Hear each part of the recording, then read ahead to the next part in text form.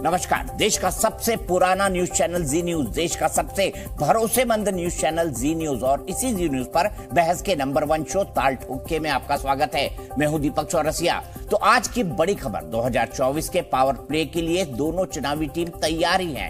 Picture clear है कि मोदी के नेतृत्व में 38 पार्टियों वाले एनडीए का मुकाबला 26 पार्टियों वाले इंडिया से होगा। इस इंडिया का क्या मतलब है, आगे हम आपको बताएंगे। इंडिया मतलब Indian national developmental inclusive alliance. 2014 तक ये यूपीए था। कल तक लोग इसे पीडीए कह रहे थे, लेकिन आज बेंगलुरु में 26 पार्टियों ने मिलकर ये नया नाम इंडिया लॉक कर दिया। दूसरी तरफ दिल्ली के अशोका होटल में एनडीए की बैठक शुरू होने जा रही है। अजित पवार की एनसीपी, एकनाथ शिंदे की शिवसेना समेत 38 पार्टियां इस मीटिंग में पहुंची है। चिराग पासवान भी फिर एनडीए में हैं। इसके अलावा पूर्वोत्तर और दक्षिण की कई पार्टियां भी है। एनडीए की बैठक को प्रधानमंत्री मोदी संबोधित करेंगे। प्रधानमंत्री ने आज सुबह ही इन 26 पार्टियों पर बड़ा हमला किया। उन्होंने विपक्षी बैठक को कट्टर भ्रष्टाचारियों के सम्मेलन का नाम दिया और कहा कि ये वो लोग हैं जो अपने भ्रष्टाचार और परिवारवाद को बचाने के लिए दुकान खोलकर बैठे हैं। इनकी दुकान पर लेबल कुछ और है, माल कुछ और इस दुकान में सिर्फ भ्रष्टाचार की गारंटी है। इनके पास नेता और नियत नहीं, सिर्फ अपने अपने परिवार हैं। वहीं ऐसे ही हमले इंडिया अलायंस की बैठक में मोदी और एनडीए पर भी किए गए। सारे विपक्षी नेताओं ने मोदी सरकार को देश के लिए खतरा बताया और कहा कि वो लोकतंत्र बचाने के लिए साथ आए हैं और आगे भी साथ रहेंगे। इंडिया की अगली बैठक अब मुंबई में होगी। तारीख अभी तय नहीं है, लेकिन उसी में संयोजक तय होगा और कोऑर्डिनेशन कमेटियां भी बनेंगी। गठबंधन दिल्ली में अपना सचिवालय बनाएगा, जिसमें सारे दल बैठकर 24 के प्लान पर काम करेंगे। इंडिया ने यह भी साफ कर दिया कि वो मोदी के सामने पीएम के लिए कोई चेहरा पेश नहीं करेगा। नेता चुनाव के बाद चुना जाएगा। कांग्रेस अध्यक्ष ने कहा कि पार्टी को पीएम पद और सत्ता की भूख नहीं, सिर्फ देश की फिक्र है। हालांकि इंडिया अलायंस की कई परीक्षाएं भी बाकी है। असली इम्तिहान तब होगा जब ममता, केजरीवाल और तमिलनाडु में डीएमके से सीट शेयरिंग पर बात होगी। हालांकि दोनों ही गठबंधनों में कई पार्टियां ऐसी हैं जिनके न तो लोकसभा में सदस्य है और न ही राज्यसभा में, लेकिन साथ है क्योंकि ये 24 में कुनबे की ताकत दिखाने की लड़ाई है। इसी पर बहस करेंगे, बात करेंगे। बड़े मेहमान हमारे साथ जुड़ेंगे क्योंकि एनडीए की बैठक भी अभी चल रही है, जिसकी लाइव तस्वीरें हम दिखा रहे हैं आपको। एकनाथ शिंदे जी अशोका होटल में अनिल बलूनी जी के साथ बात करते हुए देखा जा रहे हैं। इसके अलावा प्रहलाद पटेल वहां पर, चूंकि पार्लियामेंट्री अफेयर्स मिनिस्टर हैं, इसीलिए वो तमाम लोगों का स्वागत कर रहे हैं। अभी तक क्या हुआ इस सुपरहिट पिक्चर में, 24 की पिक्चर जिसके ट्रेलर रिलीज हो चुका है, क्या हुआ, आइए एक अपडेट आज का देख लेते हैं।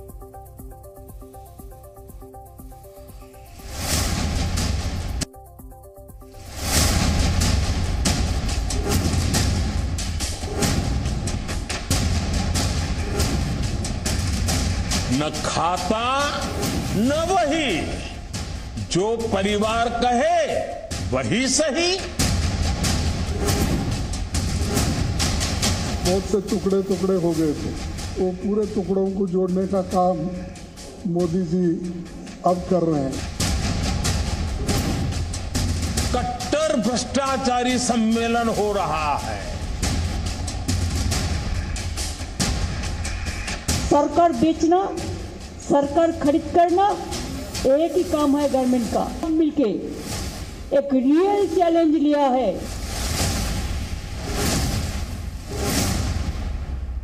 Family first, nation nothing.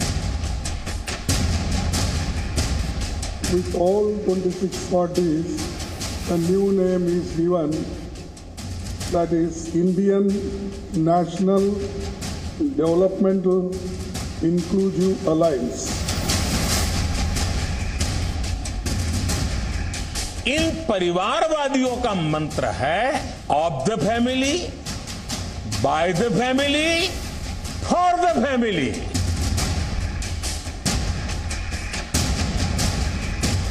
जहाज बेच दिए, आसमान बेच दिया, धरती बेच दी, पाताल बेच दिया, सब कुछ इन्होंने अपने लोगों को बेच दिया, कोई कसर नहीं छोड़ी।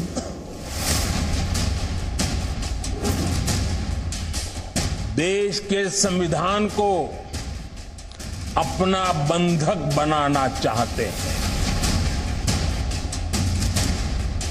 जिस तरह हमारे कॉन्स्टिट्यूशन को, हमारी डाइवर्सिटी, जो हमारे मुल्क की ताकत है, जो गांधी के मुल्क की ताकत है, सबको मलियामेट किया जा रहा है।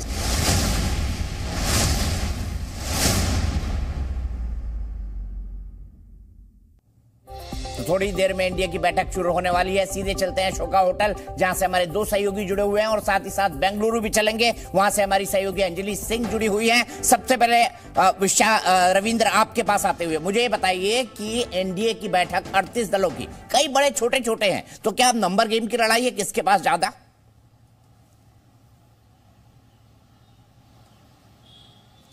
दीपक जी, आप तो सियासत के महारथी हैं। ये नंबर गेम के साथ साथ ये दिखाना है कि जो यूपीए या फिर विपक्षी दल को जो गठबंधन है उससे बड़ा संख्या बल में, लेकिन जो दल है एनडीए में उसमें आप देखिए कि उपेंद्र कुशवाहा, ये जातिगत समीकरण को भी ध्यान में रखा गया, क्षेत्रीय समीकरण को भी ध्यान में रखा गया। इसमें 11 से ज्यादा दल है नॉर्थ ईस्ट से, 25 सीटें हैं नॉर्थ ईस्ट में, पूरी तरह से 25 की 25 जितनी है ये लक्ष्य है। अब देखिए महाराष्ट्र में 5 दल है, गोवा में 1 दल है, हरियाणा से 1 है, पंजाब से भी 1 है, वहां अकाली दल नहीं है बल्कि ढिंडसा है। भले इनकी वोट बैंक ना हो ढिंडसा की, लेकिन एक पोस्टरिंग हो सकता है। उसी तरह से आप देखिए कि हरियाणा में 1 दल बड़ा दल है जो गठबंधन में है।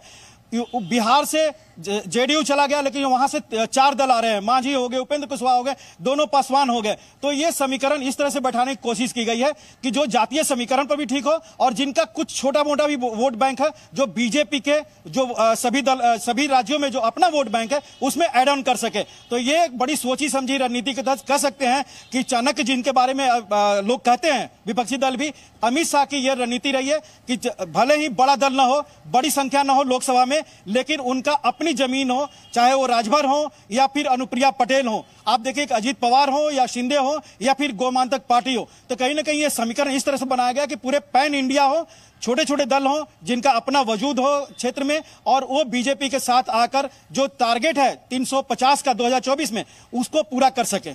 ठीक है, बिल्कुल सही कहा रविंद्र आपने। छोटे छोटे समाज से जुड़े हुए लोग, उनको भी ऐसी छोटी पार्टियां जिसके लिए टुकड़े टुकड़े कह रहे थे ना, टुकड़े टुकड़े कह के अंजलि आक्रमण हुआ है पूरी तरह से कि अब एनडीए टुकड़े टुकड़े जोड़ रही है और बड़ी पार्टियां तो सब एक साथ आ गई। लेकिन मैं यह समझना चाहता हूं, प्रेस कॉन्फ्रेंस में 5 ही लोग बोले, पहले खड़गे साहब बोले, फिर ममता जी को माइक दिया, फिर अरविंद केजरीवाल को दिया, फिर उद्धव ठाकरे को दिया, फिर राहुल गांधी बोले। अब नीतीश, लालू जी ये लोग कहां थे, अखिलेश जी ये लोग कहां थे? जी देखिए, इन तमाम लोगों के बारे में पहले ही जानकारी दे दी गई थी मंच से ही, चूंकि फ्लाइट थी इन लोगों की, तो इसलिए ये लोग बैठक के बाद फौरन ही रवाना हो गए थे। और जहां तक बात करें टुकड़े टुकड़े की, तो जाहिर सी बात है एनडीए पर की जो बैठक है उससे विपक्ष में भी खलबली है। भले ही विपक्ष ये कह रहा है कि एनडीए डरा हुआ है, लेकिन खलबली तो इधर भी है। इसीलिए जैसा आपने कहा कि टुकड़े टुकड़े वाला बयान दिया यहाँ पर मल्लिकार्जुन खड़गे ने, उन्होंने कहा कि विपक्ष एनडीए जो है अपने सभी टुकड़ों को जोड़ने की कोशिश कर रहा है, क्योंकि इस समय डरा हुआ है एनडीए। और एनडीए की बैठक को लेकर यहां भी जोरदार चर्चा रही पूरे बेंगलुरु में 2 दिन, और लगातार नेता जो है वो हमला करते रहे। लेकिन अब देखना होगा कि जो तमाम कमेटी सेटअप करने की बात की जा रही है कि एक कोऑर्डिनेशन कमेटी बैठेगी, वो कितना कोऑर्डिनेट कर पाती है इन दलों के बीच में।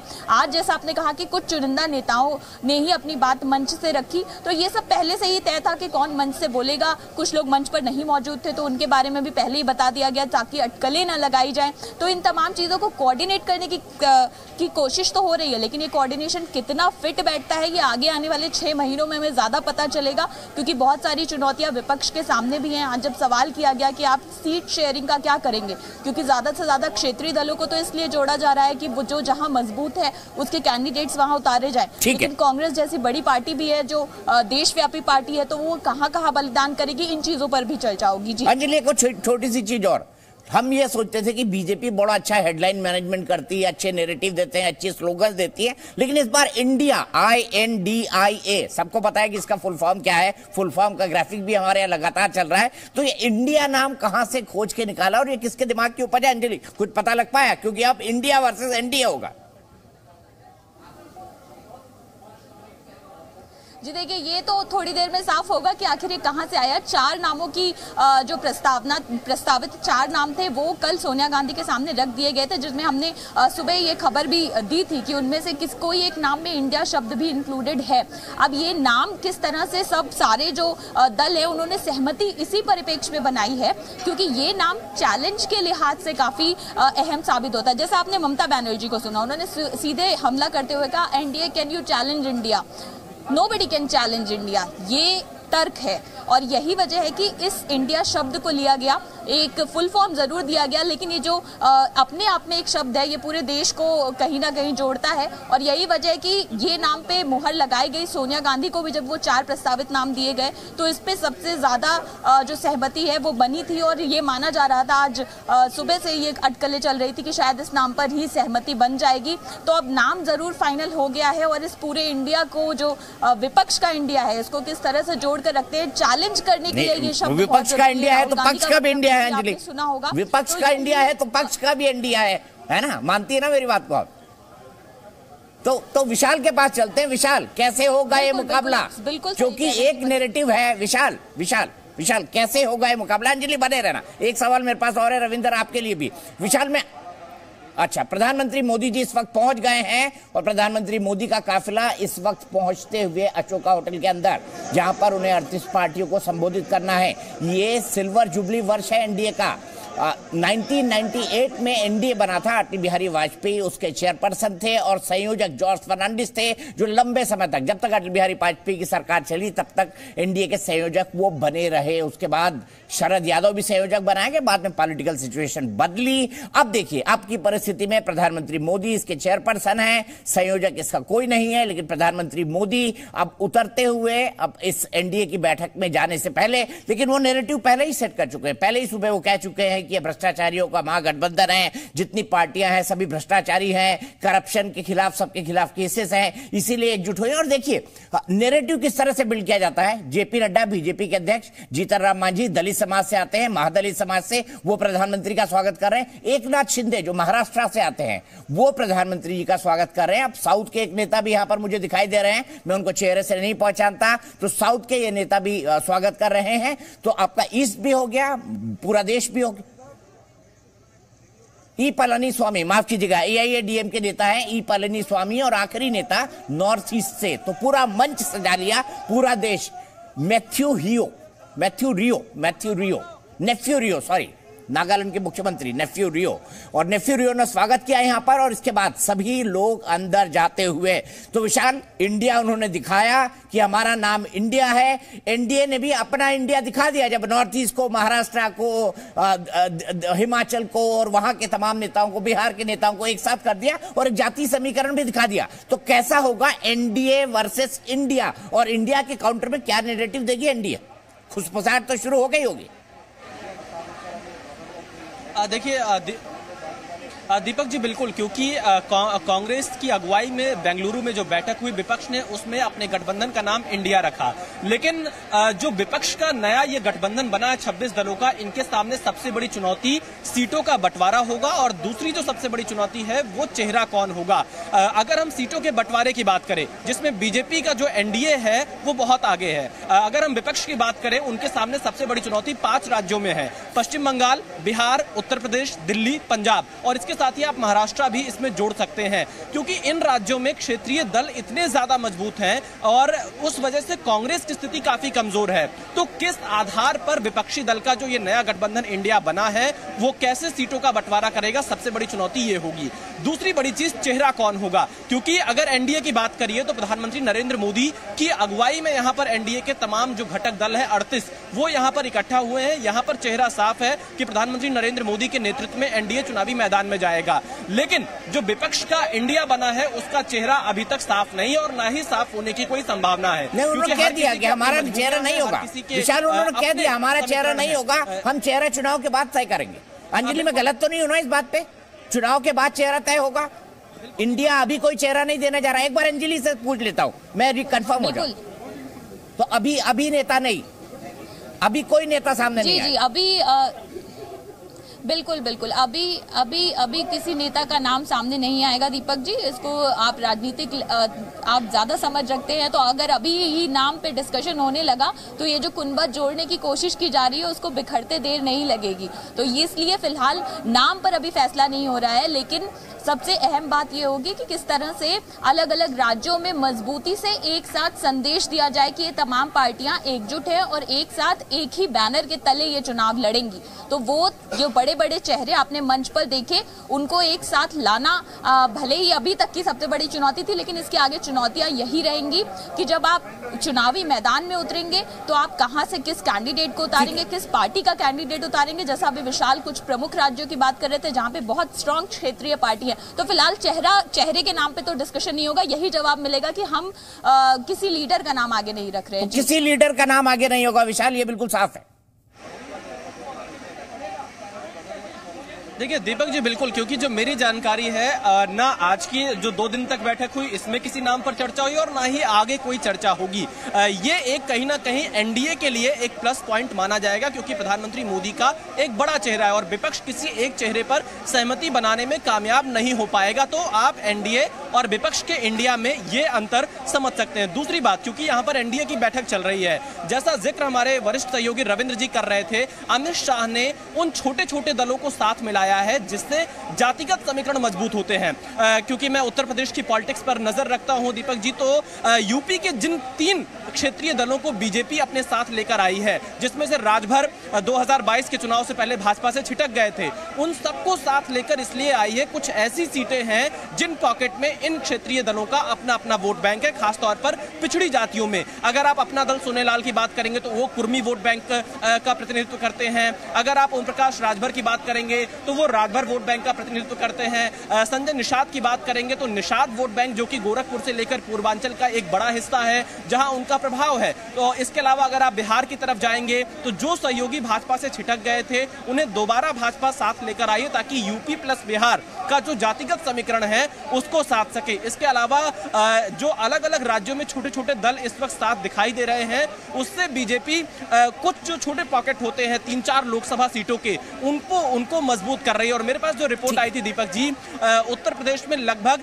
15 से 16 सीटें बीजेपी ने रेड जोन में रखी थी। उन 15 से 16 सीटों में से अधिकतर रेड जोन की सीटें पूर्वी यूपी में थी, जो कि इस जो क्षेत्रीय दल जो बीजेपी के साथ आए उनके प्रभाव वाले क्षेत्र की मानी जाती थी। तो इसलिए बीजेपी उनको भी अपने साथ लेकर आ रही है ताकि एक एक सीट का सियासी समीकरण यहां पर फिट हो सके। तो 38 की बैठक यहां चल रही है, 26 की बैठक खत्म हो गई है। एनडीए वर्सेस विपक्ष के इंडिया के बीच अब आगे चलकर और मुद्दों पर लड़ाई हमें देखने को मिल सकती है। ठीक है, और एनडीए की ताकत, रविंद्र मैं यह समझना चाहूंगा, एनडीए की ताकत 2004 हो जाएगा, सब लोग कहते हैं 2004 हो जाएगा, लेकिन 2004 में एनडीए हारी सिर्फ एक राज्य के चलते, वो उत्तर प्रदेश था।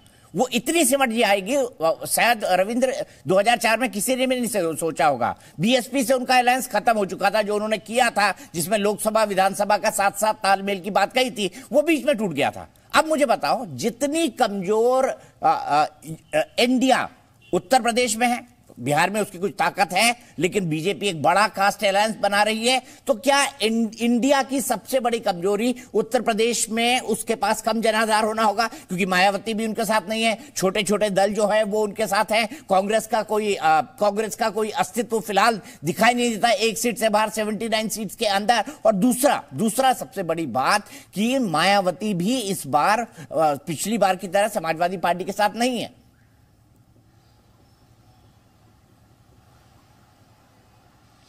देखिए दीपक जी, 2-3 बातें हैं। एनडीए यहां पर बोर्ड भी लगा हुआ है, 25 साल एक साथ, इसमें दले आए दले चले गए, दल चले गए, लेकिन 25 साल, इसमें 2 खंड है।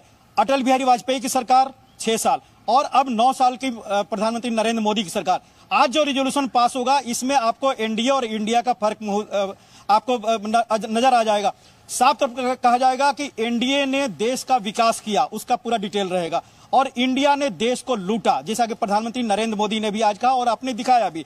तो कहीं ना कहीं एक फर्क होगा। दूसरा, उत्तर प्रदेश का आपने जिक्र किया, एक भी बात है, एनडीए में जो भी दल है उनका बीजेपी के साथ कहीं टकराव उस तरह का नहीं है जैसा कि आपको इंडिया के जो गठबंधन के दल हैं, आप चाहे आम आदमी पार्टी, आपने जिस तरह से बताया गया कि चाहे आम आदमी पार्टी आप देखिए कि जो भी अभी तक उसका विकास हुआ कांग्रेस के वोट बैंक पर हुआ है, चाहे वो पंजाब हो, दिल्ली हो, हिमाचल में सेंध लगाने की कोशिश किया, गुजरात में लगाने, जहां भी लगाने छोटे राज्यों में, वो कांग्रेस का वोट बैंक खाया। अब वो एक साथ आएंगे तो टक्कर कांग्रेस और आम आदमी पार्टी में। समाजवादी पार्टी कितना तरजीह देगी उत्तर प्रदेश में, आप पिछले चुनावों में भी देख चुके हैं। पिछले चुनाव में एक बार आपने देखा कि मायावती, अखिलेश और राहुल गांधी सब मिलकर भी चुनाव लड़े थे, फिर भी वहां नतीजा क्या हुआ। तो कहीं ना कहीं एनडीए इस तरह से मजबूत है कि उनके पास विकास है, एजेंडा है, नीति है और प्रधानमंत्री नरेंद्र मोदी का सबसे बड़ा एक चेहरा देश का। और इंडिया के पास जिस तरह के आरोप जब लगेंगे, प्रधानमंत्री नरेंद्र मोदी जो शुरुआत आज कर दिए हैं कि भ्रष्टाचार यानी इंडिया के जो गठबंधन के दल है वो विकास नहीं कर सकते हैं, घोटालेबाज हैं, इस तरह के जब आरोप लगेंगे तो जाहिर सी बात है इंडिया एक कैची वर्ड है, 25 साल में लोगों के जहन में है। ये जरूर बताने की कोशिश की जाएगी विरोधी दलों द्वारा कि ये इंडिया है और इंडिया को बचाना है तो एनडीए को हटाना है, इस तरह के आप आर पार चलेंगे। लेकिन जिस तरह से पहले बात हुई कि किन राज्यों में होगा, जैसा कि नॉर्थ ईस्ट में 25 राज्य, वहां पर कांग्रेस की गढ़ था, वहां से सफाया कर दिया गया। महाराष्ट्र में इन लोगों ने बड़ा शिंदे और अजीत पवार को लाया तो 5-6% वोट लाया। और एक बात और समझने वाली बात होगी कि बीजेपी का अपनी जो सीटें थी 303 थी उसमें बिहार में देखिए कि इनके पास 16 सीटें थी, अब इनको उन सीटों पर जद्दोजहद करनी है, उन सीटों में सेंध लगानी है जो नीतीश कुमार के पास है। उसी तरह से महाराष्ट्र, दोनों मिलाकर 88 सीटें होती है, उन सीटों पर जद्दोजहद करनी है अपनी सीटें बचाने के अलावा जो शिवसेना के पास थी। और ये सारी कवायद कहीं ना कहीं इसी रणनीति के तहत हो रही है कि जो विपक्षी दलों के पास अभी सीटें हैं जो पहले एनडीए में थे उनसे सीटें कैसे लाया जाए, और इसलिए गठबंधन छोटे छोटे स्तर पर किया गया है, जातियों को अपने पाले में लाया गया है। ठीक है, भले से बड़ी पॉलिटिकल पार्टी ना जुड़े लेकिन बीजेपी का अपना एक वोट बैंक है। अगर कुछ छोटी छोटी जातियां जुड़ेंगी उनके साथ तो उत्तर प्रदेश और बिहार में काफी कुछ हो सकता है। महाराष्ट्र में भी लोग कहते हैं, हमें एक बीजेपी के नेता थे, बहुत बड़े नेता प्रमोद महाजन, जिनका दुखद निधन हुआ, हमेशा क्या करते थे कि in this country people don't cast their vote, they vote their caste, यानी वोट नहीं डालने जाते, अपनी जाति को वोट डालने जाते हैं। मैं सीधे चलता हूं शहजाद पूनावाला जी। शहजाद पूनावाला जी, आप तो नैरेटिव के एक्सपर्ट हैं, अब बताइए मुझे इंडिया के खिलाफ एनडीए, क्या होगा आपका नैरेटिव? लेबल बदलने से प्रोडक्ट थोड़ी बदलता है। अगर मैं गोबर को गुलाब बोलूं या दीपक को डेविड बोलूं तो दीपक डेविड नहीं होता, गोबर गुलाब की तरह सूंघने नहीं लगता। तो मुझे लगता है कि देखिए, आज नाम में नहीं दिल में इंडिया को उतारना है। दीपक जी, जिन लोगों ने surgical strike, Balakot air strike, Pulwama, इन सब पर सवाल खड़े किए, नाम में तो इंडिया अपना लिया, पर काम, कृत्य, सोच में इंडिया अपनाने का काम अभी तक हुआ है कि नहीं, ये जवाब उसका दे। पर करारा तमाचा तो है एक व्यक्ति पर जो इंडिया को देश ही नहीं मान रहे थे। अब उनको कम से कम मानना पड़ेगा कि इंडियन नेशनल, तो नेशनल मतलब भारत तो एक राष्ट्र है। पर देखिए दीपक जी, और 2-3 बातें कहना जरूरी है। शहजाद, मैं 1 सेकंड के लिए आपको रोकूंगा क्योंकि मेरे पास लाइव तस्वीरें इस वक्त अशोका होटल से आ रही है। 38 के 38 दलों के नेता इस वक्त प्रधानमंत्री के साथ मौजूद है और प्रधानमंत्री चिराग पासवान को गले लगा रहे हैं। चिराग पासवान को उन्होंने गले लगाया प्रधानमंत्री ने। प्रधानमंत्री का सिग्नलिंग का, पॉलिटिकल मैसेजेस का अपना एक अलग अंदाज होता है। वो धीरे धीरे अन्य दलों की तरफ बढ़ते हुए 38 दलों ने एक साथ मिलकर प्रधानमंत्री नरेंद्र मोदी का स्वागत किया। संजय निषाद मुझे दिखाई दे रहे हैं, उपेंद्र कुशवाहा दिखाई दिए थे, पलनीस्वामी जी वहां पर मौजूद हैं, प्रफुल्ल पटेल दिखाई दे रहे हैं, राजनाथ सिंह जी वहां पर हैं, थंगाबालू मुझे दिखाई दे रहे हैं वहां पर, नेफ्यूरियो दिखाई दे रहे हैं, जीताराम मांझी दिखाई दे रहे हैं, अनुप्रिया पटेल भी जरूर होंगी यहां पर अपना दल की। देखिए पीछे की तरफ पीले अपने मफलर के दुपट्टे के अंदर ओम प्रकाश राजभर भी दिखाई दे रहे हैं, जो काफी कटु आलोचक रहे थे 2022 के विधानसभा चुनाव में, लेकिन उनको तोड़ लिया क्योंकि राजभर वोट बैंक, बड़ा वोट बैंक है। अब थोड़ी देर में प्रधानमंत्री संबोधित करेंगे। शहजाद, आप अपना जवाब पूरा कर सकते हैं। पर देखिए दीपक जी, आज मुझे बड़ा बुरा लग रहा है। पता है क्यों? क्योंकि आज तो घोषित तरीके से कह दिया गया कि यूपीए का अंतिम संस्कार हो चुका है। आप सोचिए ना, आज यूपीए किस प्रकार की विरासत को झलकाता था, दिखाता था, भ्रष्टाचार का, उनका परिवारवाद का, डेवलपमेंट के प्रति पॉलिसी पैरालिसिस का। तो आज इसको दफनाने का काम, इंडिया का नाम लेकर यूपीए की विरासत को दफनाने का काम हुआ है। आज देखें ना, कांग्रेस को कितने जहर का प्याला पीना पड़ रहा है। पहले उनको तृणमूल कांग्रेस जो पश्चिम बंगाल में उनके कार्यकर्ताओं को मार रही थी, जहर का प्याला पीकर उनके साथ डिनर करना पड़ रहा है। आम आदमी पार्टी, जिन्होंने दिल्ली और पंजाब से कांग्रेस को पूरी तरह से समाप्त कर दिया, जहर का प्याला पीकर घुटनों पर जाकर आम आदमी पार्टी के लिए उनको दरी बिछानी पड़ रही है। और बचा था यूपीए की 10 साल की विरासत, आज उसको भी दफन करने का काम किया गया। इसलिए मैं कह रहा हूं दीपक जी, इंडिया का मतलब पता है क्या है? इनको नहीं देगा इंडिया अवसर, इनको नहीं देगा इंडिया अवसर। ये है इंडिया। ठीक है। और इनका नाम, आखिरी बात कहूंगा, क्योंकि देखिए अन्याय ये करा जा रहा है कि आप जो है इतना कम समय हम पर गुजार रहे हैं, इतने 15 मिनट तक उनकी व्याख्या और चर्चा हुई। मैं केवल आखिरी बात ये कहूंगा, आपकी की पार्टी और बाकी पार्टियों की व्याख्या और चर्चा हो रही है। नहीं, आखिरी बात केवल इतना कहूंगा, इनका नाम होना चाहिए था रोम नाम होना चाहिए था इनका, ROME। क्यों? Requiring only money every time. ये requiring only money every time वाले हैं, इसीलिए ये जो गठबंधन दिख रहा है ना, गठबंधन है, ये अपने अपने भ्रष्टाचार को बचाने का गठबंधन, ये अपने अपने परिवारवाद को बचाने का गठबंधन, इसीलिए ये रोम है, requiring only money every time. ठीक है, मैं सीधे यहां से चलता हूं अखिलेश प्रताप सिंह जी के पास। अखिलेश प्रताप सिंह जी, मैं आपसे जानना चाहता हूं, सबसे पहला सवाल, एनडीए वर्सेस इंडिया। एनडीए 25 साल से जांचा परखा खरा, और इंडिया नाम सिर्फ इसलिए ताकि आप एनडीए को कॉम्पीट कर सके, संख्या बल पे कर पाएंगे वो?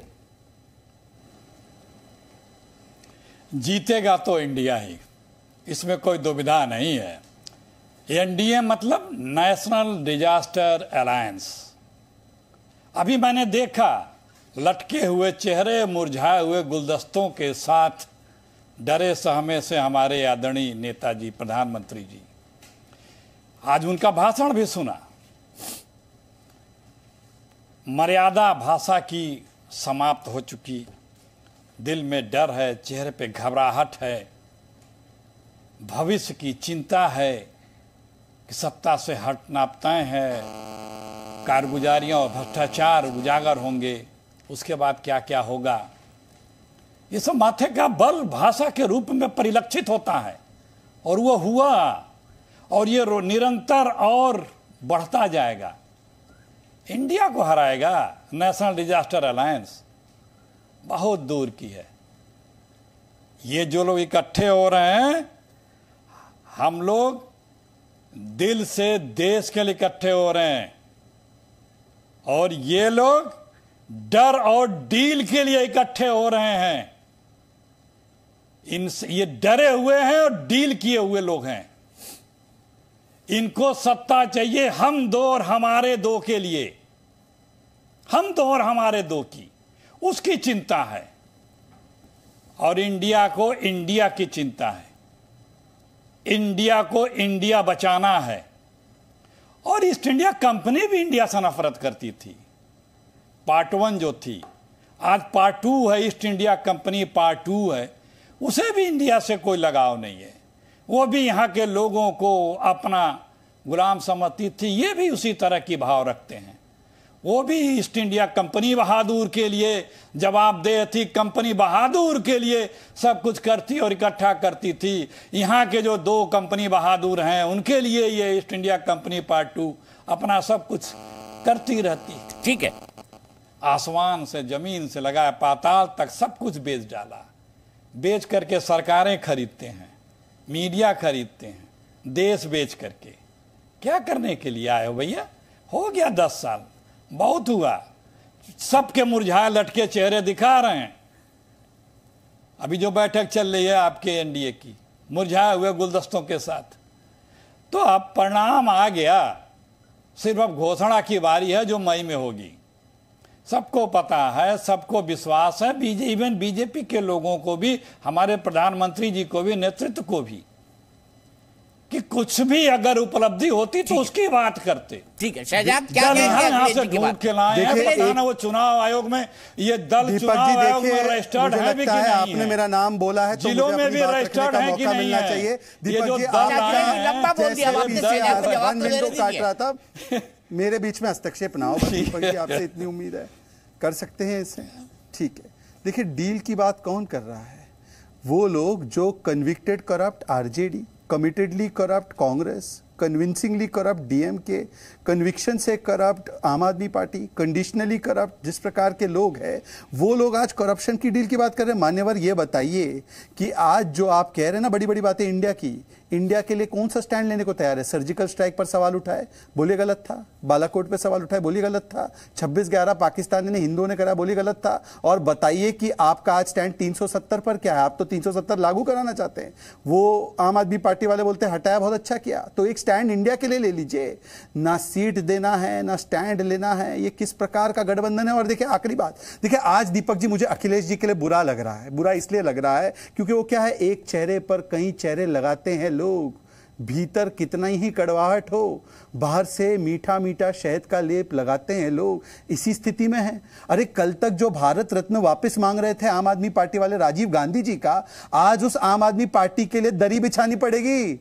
आज उस आम आदमी पार्टी का जो शराब घोटाला है उसको सही बताना पड़ेगा। जो शीश महल में रहते हैं उसको सही बताना पड़ेगा। दिल्ली में जो डुबाने का काम किया है, आज आम आदमी पार्टी के गुणगान करने पड़ेंगे। और जो टीएमसी में अधीर रंजन चौधरी कह रहे हैं कि हमारे कार्यकर्ताओं को मार रही है दीदी, उनको लोकतांत्रिक बुलाना पड़ेगा। जिन्होंने सुधाकरन जी को केरल में गिरफ्तार कर दिया, वहां पर संविधान पाना पड़ेगा। तो ये आज सिचुएशन है अखिलेश जी की। देखिए, पुराना वाइन नए बोतल में डालकर या पॉइजन को अमृत बुलाकर, अगर पॉइजन अमृत बन जाता तो अखिलेश जी थोड़ा सा स्वाद भारत आपका भी ले लेता। पर आपको देखकर समझ में आ जाता है कि आप अमृत लेकर आए हैं या विष लेकर आए हैं। ठीक है, आदिल खान का जवाब लूंगा क्योंकि इन्होंने आम आदमी पार्टी का नाम लिया। आदिल खान जी, ये उसके उत्तर में आप ही की सहयोगी है। 10 सेकंड दिया जाए। अच्छा, चलिए 10 सेकंड ले लीजिए। अखिलेश जी वैसे आप ही की सहयोगी आदिल खान। 10 सेकंड तो वो नाराज हो जाएंगे, फिर आप नाराज हो जाएंगे। मैं किस किस सहयोगियों को संभालूं ये नहीं समझ पा रहा। अभी तो दरी बिछाने का काम करना है। 10 ही सेकंड में ये काफी व्याकुल हो जाएंगे। देखिए, इसी तरह से इन लोगों को अब भविष्य में विलाप करते ही दिन गुजारना है। कभी किसी को ले करके विलाप करते, वो जो डाह होता है उसी में इनका समय अब गुजरना है।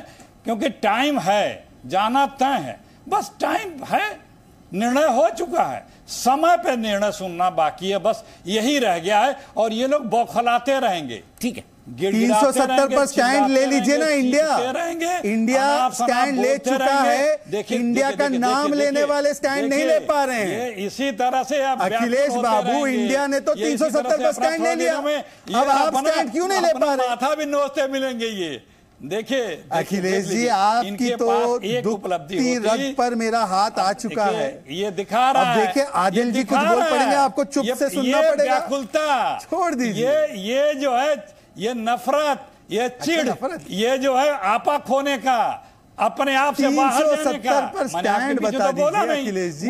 मेरे पिछले शो में आम आदमी पार्टी ने क्या बोला था आपको? मेरे पिछले शो में मैं इसी पे बात कर रहा था, पटना के बाद। अखिलेश जी सुनिए ना एक लाइन प्लीज। मैंने पूछा था कि क्या कांग्रेस का क्या स्टैंड है अध्यादेश पर, तो कांग्रेस ने गोलमोल जवाब दिया। तो आम आदमी पार्टी के मेरे एक मित्र थे प्रवक्ता, उन्होंने कहा अरे भाई स्कूटर का भी स्टैंड होता है, कांग्रेस का क्यों नहीं? तो आप वो बयान भूल गए आदिल खान।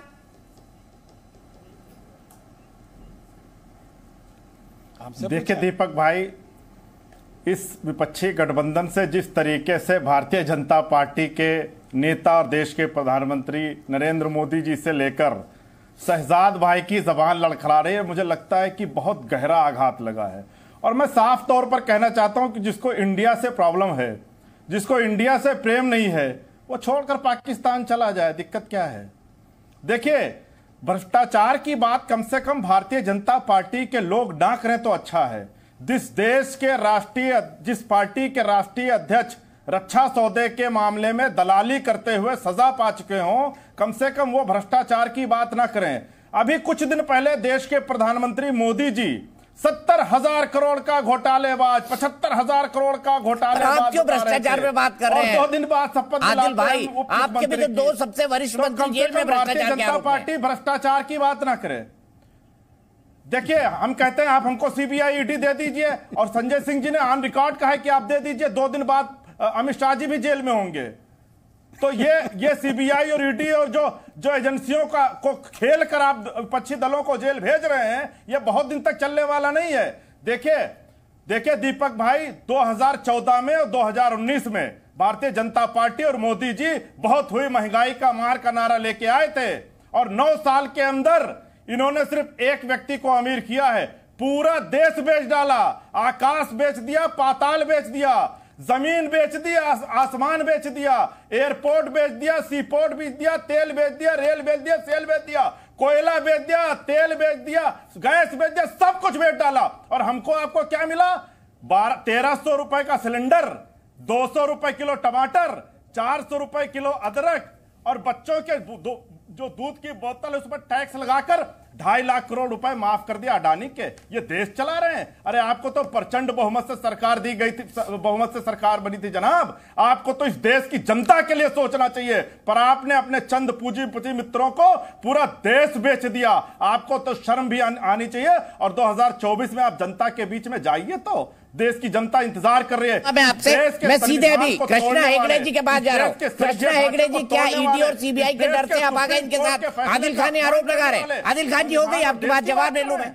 देखिए, बताइए कृष्णा हेगड़े जी, आपने ईडी और सीबीआई के कारण आ गए आप बीजेपी के साथ। 1 साल में 90 विधायक और 15 सांसद ने फ्लोर क्रॉस कर लिया। 1/3 जो विपक्ष था वो खाली हो गया महाराष्ट्र में। तो ये क्या बोल रहे हैं इनको ही पता है। दूसरी बात मैं कहना चाहता हूं, आज यूपीए बर्खास्त हो गई और बहुत सफाई से उन्होंने कहा है सोनिया गांधी जी को कि आज से आप हमारे अध्यक्ष और चेयरपर्सन नहीं हैं। यही हुआ है मीटिंग में। और उसके बाद उन्होंने कहा कि आने वाले दिनों में भी आप चेयरपर्सन नहीं बना सकते। एक 11 मेंबर की कोऑर्डिनेशन कमेटी बनेगी जो सब डिसीजन लेगा। तो सोनिया जी का जो रोल था यूपीए चेयरपर्सन बनकर, वो आज उन्होंने समाप्त कर दिया। दूसरी बात यह है कि ये जो कह रहे हैं गठबंधन, ये पारिवारिक गठबंधन है। कांग्रेस एक पारिवारिक पार्टी, उद्धव ठाकरे पारिवारिक पार्टी, डीएमके पारिवारिक पार्टी, लालू जी पारिवारिक पार्टी, मुलायम सिंह यादव की एसपी पारिवारिक पार्टी, और जो पार्टी वहां पर है सब पारिवारिक पार्टी है। तो इंडिया की कैसे बात कर रहे हैं इन लोग? ये तो खुद के परिवार के स्वार्थ के लिए वहां पर आए हैं। तीसरी बात यह है कि 26 पार्टी होगी, लेकिन सांसद कितने थे? 106। सब 26 पार्टी में मिलके 106 सांसद। और अगर बाहर आप देखने जाए तो हमारे वहां आज के दिन पे अभी शाम को 303 सांसद के पार्टी जमा हुए हैं और टोटल हमारे 409 होते हैं। क्योंकि इसमें से जो बीजेडी है, वाईएसआर है, टीडीपी है और एआईडीएमके अभी तक वो न्यूट्रल है, लेकिन वो हमारे साथ है। तो भाई आपका नाम बदली करो, जैसे बोलते old wine in a new bottle, या आप कुछ भी करो, लेकिन आपके ऊपर जो भ्रष्ट आरोप है वो तो सही है ना। वो आपके ऊपर जो भ्रष्ट आरोप है, अरे भाई हमारे पास 13 सांसद है, 13 सांसद शिवसेना में। आप कहाँ पर हो? आपके पास एक और आलम यह है कि दीपक भाई भी आपके पार्टी के नेताओं का नाम नहीं जानते। भी मत। मैं डंके की चोट पर चैलेंज करके बोलता हूं कि आपके सारे जितने और उसके ऊपर आपके ऑर्डिनेंस में क्या हुआ? राहुल गांधी ने आपका ऑर्डिनेंस एक्सेप्ट किया क्या? वो पहले बोलिए। उन्होंने तो आपका ऑर्डिनेंस एक्सेप्ट किया क्या?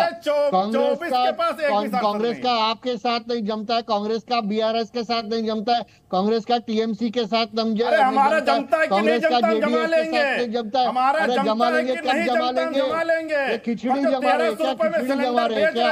देश को बेवकूफ बना रहे क्या? देश के लोगों को बेवकूफ बना रहे हैं। मैं आगे चलता हूँ, मुझे अखिलेश जी के पास जाना है, लेकिन उससे पहले राजकुमार भाटी जी, आपकी भी तो पारिवारिक पार्टी है। अगर प्रधानमंत्री कह रहे हैं कि ये पारिवारिक पार्टियों का गठबंधन है, तो इसमें गलत क्या है? 6 सांसद लेके भारत की संसद एक दुल्हन, और दुल्हन के माथे की बिंदिया, ये मेरा इंडिया, जो इंडिया बना है ये भारत की संसद के जो संसद रूपी दुल्हन है उसके माथे की बिंदिया है। अब जो एनडीए में पार्टियां रह गई हैं, 38 कह लें, इंडिया की एक साथी ने तो कफन बता दिया था उस संसद को। अरे नंबर गिना है भाई साहब, आपको अभी कितना बचा? संसद को नहीं बताया था। हाँ, संसद की बिल्डिंग को, उसके आकार को, और क्या बताया था? वो इस बात है। क्या राजकुमार भाई भूल जाते हैं आप? दीपक शहजाद, क्या एक ट्वीट हुआ था जिसमें एक ताबूत दिखाया गया था और भारत की नई संसद दिखाई गई थी? आरजेडी ने माथे की बिंदिया के इस सबसे बड़े मंदिर को मुझसे क्या कबर बताने का काम किया था। कबर और आज तो राजकुमार भाई को बोलने दीजिए, उसके बाद आप आइएगा। चलिए, नाराज हो जाएंगे। राजकुमार भाई बोलिए।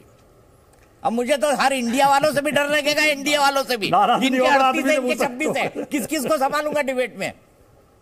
आदिल भाई भी हंस रहे, देखिए मेरी बात सुन के। देखिए इनके 38 की हैसियत बताऊं पहले आपको। 11 तो पूर्वोत्तर से हैं, जहां से कुल 25 लोकसभा सीटें आती हैं। 5 बिहार से, 5 उत्तर प्रदेश से, 5 महाराष्ट्र से। 11 और 15 26 तो ये निपट गए। और इसमें कितनी बड़ी बड़ी पार्टियां, देखिए आपके रिपोर्टर विशाल जी ने खुद कहा भी रिपोर्टिंग करते हुए कि जो इंडिया में जो दल हैं वो जनाधार वाले दल हैं, वो कितनी सीटें देंगे कांग्रेस को। हालांकि उन्होंने कहा आलोचना में, लेकिन आलोचना में भी वो सच्चाई तो बोल गए कि इंडिया में जो इंडिया अलायंस में है वो जनाधार वाले दल हैं। और इनके साथ कैसे कैसे दल हैं। एक नेता स्वागत कर रहे थे मोदी जी का, आप उनका नाम ही नहीं पता था आपको, आप खुद नहीं पहचान पा रहे थे कि ये कौन नेता है, कौन सी पार्टी के हैं। ये हैसियत है, ये केवल दिखावे के लिए, अपनी इज्जत बचाने के लिए, अपना सम्मान बचाने के लिए पार्टियों की संख्या कह के बता रहे हैं। एक एक परिवार की 2-2, 3-3 पार्टियां बनवा दी हैं, उन पार्टियों की काउंटिंग कर रहे हैं। हमारे साथ इतनी पार्टियां आ गई हैं। लेकिन मैं असली बात जो ये है, आज भारतीय जनता पार्टी ने अपने ट्विटर हैंडल से एक ट्वीट किया, चोरों की बारात पहुंच रही है बंगलोर। दीपक जी, इस मानसिकता से इस देश को बचाने के लिए इंडिया अलायंस बना है। ये जो मानसिकता हो गई है कि जो हमारा विरोधी है उसका चरित्रहनन करो, उस पर आरोप लगाओ, उस पर मुकदमे दायर करो, उसे जेल में डालो, और जो जेल से मुकदमों से न डरता हो उसे पैसे देकर खरीद लो। ये जो मानसिकता मोदी जी चला रहे हैं, ये जो इस तरह देश चलाना चाहते हैं, इससे इस देश को बचाने की जरूरत है। ये बहुत महान देश है, बहुत प्राचीन देश है, दुनिया का सबसे प्राचीन लोकतंत्र है और दुनिया का सबसे बड़ा लोकतंत्र है। इस लोकतांत्रिक देश में ऐसी मानसिकता की कोई जरूरत नहीं है कि विपक्षियों को चोर कहा जाए, भ्रष्टाचारियों की जमात कहा जाए, चोरों की बारात कहा जाए। इस मानसिकता से बचाने के लिए इंडिया है। और इंडिया में अभी एक समस्या तो आज हल हो गई कि हम अपना नया चेहरा घोषित नहीं करेंगे, वो चुनाव के बाद तय होगा, चुने हुए सांसद तय करेंगे, जो कि संवैधानिक प्रक्रिया है, जो कि कायदे में यही होना चाहिए। ठीक है। दूसरी, अभी आपके डिबेट में सवाल उठे कि सीटों का बंटवारा कैसे होगा, वो भी हो जाएगा बहुत आराम से हो जाएगा, बहुत अच्छे तरीके से। अच्छा, मुझे एक वो बताइए शहजाद भाई, 1 सेकंड में आप ही के पास आ रहा हूं, मुझे एक वो बताइए, क्या अमेठी रायबरेली दे देंगे कांग्रेस को? आप इतने पे ही आ जाइए, इसको यहां बोल दीजिए आज। नहीं, आप देखो दीपक जी, ये आपको भी पता है, सीट मैं नहीं बांटूंगा, ये आप अच्छी तरह जानते हैं। पार्टी की राय तो बता सकते हैं, आप प्रवक्ता हैं। कौन सी सीट? पार्टी की राय यह है कि कांग्रेस और हमारे बीच में बहुत प्यार से समझौते के साथ सीटों का बंटवारा हो जाएगा, कोई विवाद नहीं होगा, हम मिलकर लड़ेंगे। माथे की बिंदिया की तरह, देश विरोधी, संविधान विरोधी सरकार को माथे की बिंदिया की तरह जी, माथे की बिंदिया की तरह, माथे की बिंदिया शहजाद पुरावाला जी, ये कह रहे हैं कि कोई दिक्कत नहीं है, कहीं कोई दिक्कत नहीं है, सब चंगा है। देखिए, एक बात से मैं एग्री करता हूं भाटी जी की। भाटी जी बहुत ही मेरे प्रिय मित्र भी हैं। उन्होंने कहा कि ये प्रवृत्ति दूसरों को चोर बोलने की। भाटी जी सुनिएगा, कर दो एसीबी, अगर तुमसे जांच नहीं होती तो जांच करानी है, सोनिया गांधी को गिरफ्तार करो, 2 दिन उसका इंटेरोगेशन करो, देखो पता चल जाएगा। और माननीय भाटी जी, माननीय मुलायम सिंह यादव जी को भी चोर का नेता, चोरों का नेता कहने का दुस्साहस अरविंद केजरीवाल ने किया था। लालू और शिव कुमार के बारे में क्या बोला है वो तो सुनाना नहीं चाहता हूं, समय इसमें बर्बाद हो जाएगा। इसीलिए मैं कह रहा हूं कि भ्रष्टाचार हमारा अधिकार, जमकर करेंगे भ्रष्टाचार, कार्रवाई हो तो चिल्लाएंगे अत्याचार अत्याचार, खेलेंगे विक्टिमहुड कार्ड, यही हमारा शिष्टाचार। ये अरविंद केजरीवाल कहते थे। अब आज बता दीजिए कि अरविंद केजरीवाल से ही या आप से? एक सेकंड, मेरी बात बीच में मत टोकिए भाटी जी, आप ऐसे नहीं करते, मेरी बात पूरी हो जाने दीजिए। दूसरी बात, 10 सेकंड और। भाटी जी बाकी सब छोड़ दीजिए, ये अजय माकन ने बड़े बड़े पोस्टर लगाए थे सिसोदिया पे कार्रवाई, बिल्कुल सही। अब आप बता दीजिए, या वो बैठे हैं ना हमारे बेचारे बहुत दुखी हैं, हमारे अखिलेश जी से पूछिए कि आज सिसोदिया अभी भी करप्ट है या आज से वो एकदम बड़ा अच्छा हो गया है, नैतिकता का पोस्टर बॉय हो चुका है? पूछ लीजिए अखिलेश जी से। देखिए, उनके पास भी जाऊंगा, लेकिन अखिलेश जी सवाल का जवाब दीजिए। सवाल सीधा है, क्या मनीष सिसोदिया और सत्येंद्र जैन जो जेल के अंदर है, क्या उनको आप भ्रष्ट मानते हैं? आपकी पार्टी ने कहा टोटल भ्रष्ट है, करप्ट है, जेल में डालो इनको। स्वागत किया आपकी पार्टी ने जेल में डालने का। देखिए, मोदी जी से जो भी असहमत है, चाहे जो हो, पार्टियां तो अलग बात है, व्यक्ति, किसान, नौजवान, महिलाएं, पुरुष, जो भी असहमत है, वो आतंकी है, वो खालिस्तानी है, वो पाकिस्तानी है, वो नक्सल है, वो चीनी है, वो सब कुछ है। और उसके साथ साथ अखिलेश जी, मेरा सवाल बिल्कुल सीधा है, क्या अरविंद केजरीवाल की पार्टी के दो नेता सत्येंद्र जैन जी और मनीष सिसोदिया जी करप्ट है, जैसा अजय माकन जी ने कहा था? इसका जवाब दे दीजिए ना। वही बता रहा हूं, क्यों परेशान आप हो रहे हैं, उसी का जवाब दे रहा हूं, धीरज रख के सुन लीजिए। ठीक है। इतने लोगों पे जितने कार्रवाइयां हुई हैं ईडी, सीबीआई, इनकम टैक्स की, उसमें 96% विपक्ष के लोग हैं, और किसी पे भी चार्जशीट तक फ्रेम होने में भी 1% लोगों पर नहीं हुआ है। क्या अखिलेश जी करप्ट भी नहीं बोल पा रहे? किसी भी पॉलिटिशियन पर साबित तो नहीं हो पाया। दरी बिछा दीजिए, दरी।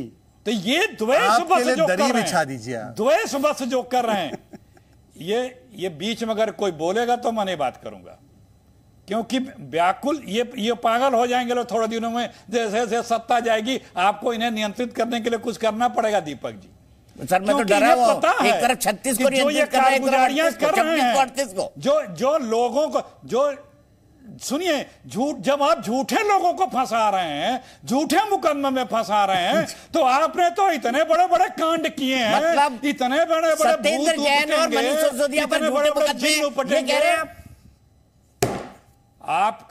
आप 1 मिनट बोलने नहीं दे पा रहे हैं मुझे। सर क्या बात कर रहे हैं अखिलेश जी, आप तो ऐसे ना थे। पूरा नहीं होने दे रहे हैं आप।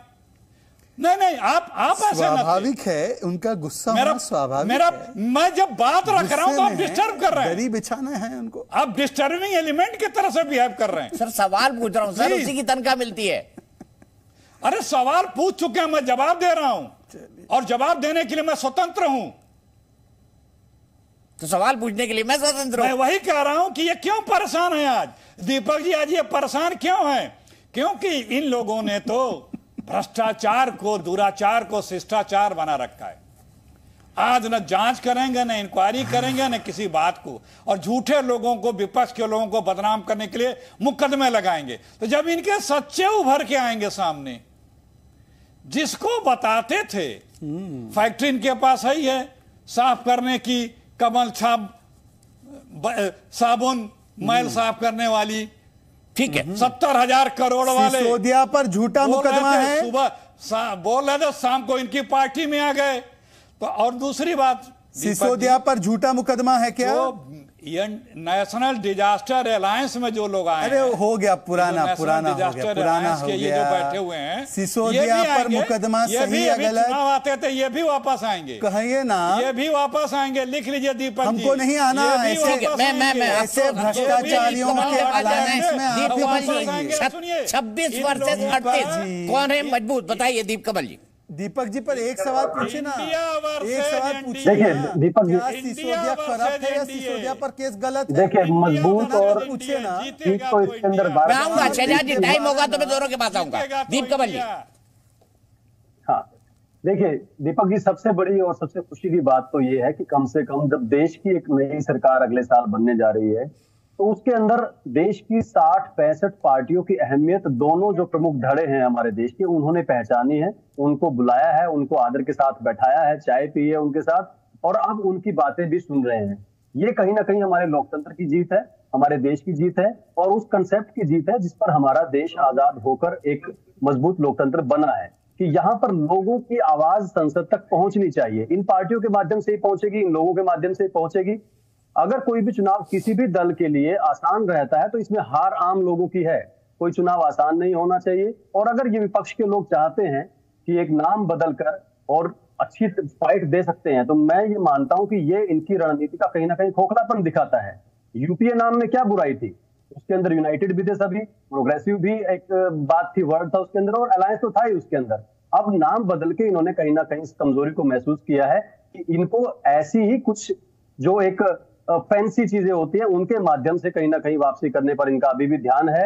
मैं ये मानता हूं कि चाहे नेशनल वर्ड हो, चाहे इंडियन वर्ड हो, इंडिया वर्ड हो, हमारी जो सरकारों के नियम है वो बाधित करते हैं कि किसी ऑर्गेनाइजेशन में सरकार की सहमति के बिना और सरकार की जब तक उसके अंदर हिस्सेदारी ना हो वो इस्तेमाल ना किए जाए। और मैं भी देख रहा था 11 फरवरी 2014 को जब यूपीए की सरकार थी, मनमोहन सिंह जी देश के प्रधानमंत्री थे, तब 11 फरवरी 2014 को बाधित किया गया कि नेशनल वर्ड का इस्तेमाल कहीं नहीं होगा किसी कंपनी और फर्म में। और उससे पहले इंडियन वर्ड इन शब्दों को बाधित किया गया कंपनी और फर्म के नामों में इस्तेमाल करने से, कि सिर्फ सरकारी कंपनियों के नाम होंगे ऐसे। लेकिन फिर भी ठीक है, राजनीति, और जैसे कहते हैं कि जंग में और इश्क में सब कुछ जायज है, वैसे ही राजनीति में सब कुछ जायज है। इंडिया कहकर अगर ये सोचते हैं कि इनके सामने वाले लोग ये कहने से कैसे चुकेंगे कि हम इंडिया को हराएंगे, इंडिया जीत नहीं पाएगा, इंडिया के लोग ऐसे हैं, इंडिया के लोग वैसे हैं, ये कहने पे इनको ये लगता है कि हाँ ऐसे उलझ जाएंगे कहीं ना कहीं। तो मैं ये मानता हूँ कि ये इनकी रणनीति का दीप भाई एक क्विक अपडेट ले लेते हैं, सीधे चलते हैं अशोका होटल। रविंद्र, क्या चल रहा है?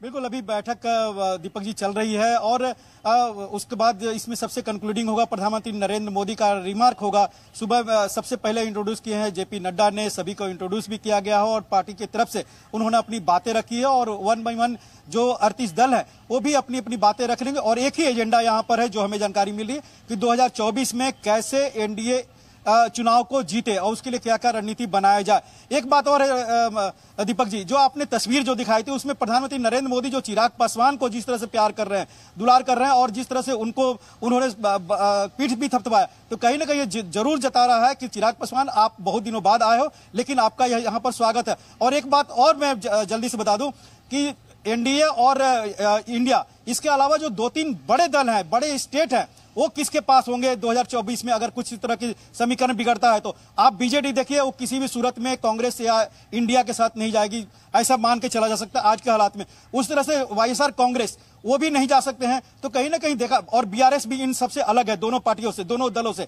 तो ये 3 बड़े जो दल है और 3 बड़े स्टेट है जहां पर बड़ी संख्या में लोकसभा की सीटें हैं, ये किन के साथ जाएंगे मौजूदा हालात में? या तो ये तटस्थ है या फिर एनडीए के साथ है। तो कहीं ना कहीं पलड़ा मजबूत अगर देखा जाए तो एनडीए के साथ ही है, जो हर तरह के समीकरण को देखते हुए। और ये आपने देखा कि जिस तरह से जगन मोहन रेड्डी अभी कुछ दिन पहले ही प्रधानमंत्री नरेंद्र मोदी से मुलाकात की है, नवीन पटनायक का जिस तरह समीकरण बीजेपी और प्रधानमंत्री नरेंद्र मोदी के साथ है, और जिस तरह से अध्यादेश आने वाला है उसमें ये लोग तटस्थ रहकर एक तरह से एनडीए का ही सपोर्ट करेंगे। तो कहीं ना कहीं बीजेपी के नेताओं का मानना है कि इंडिया भले ही नाम दे दिया गया हो, लेकिन पैन इंडिया जो दलें हैं और जो जनता है वो एनडीए के साथ है।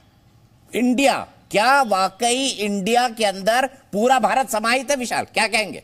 उड़ीसा छुटा हुआ है, तेलंगाना छुटा हुआ है, केसीआर का माफ कीजिएगा आंध्र प्रदेश छुटा हुआ है, कई राज्य जो छुटे हुए हैं।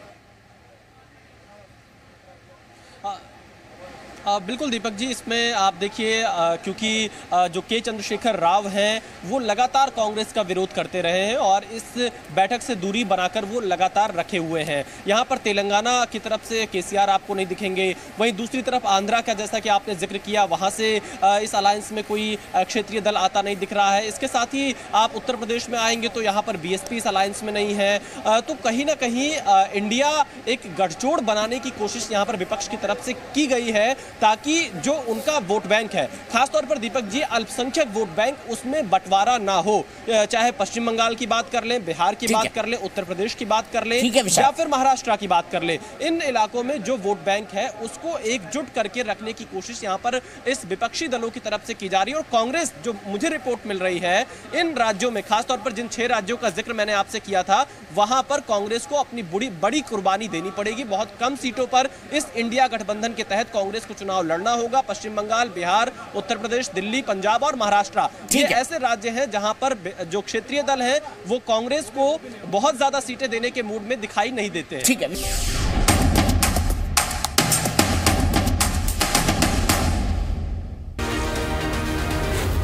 Zee News.